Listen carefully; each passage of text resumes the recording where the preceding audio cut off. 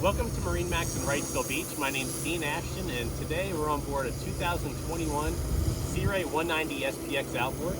As you'll see from the photos, the hull side is quantum blue. It's also equipped with the stone interior color scheme, and this boat does have the upgraded upholstery where you're going to get the nice vinyl inlays, full bolster wrapping all the way around the bow, and nice full cushions at your backrest. This boat is also equipped with the bow filler cushion option. As we walk our way back towards the helm of the boat, you've got the nice, large digital dash, your Fusion stereo.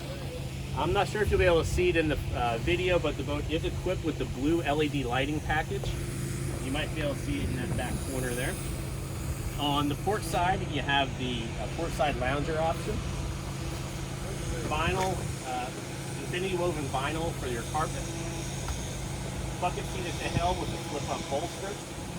Again, the upgraded upholstery on the interior. As we make our way towards the transom, you do have storage under here, and that has a drain.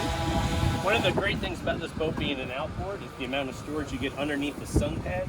Great for all of your beach chairs and extra gear. At the transom, you do have a standard ski pylon.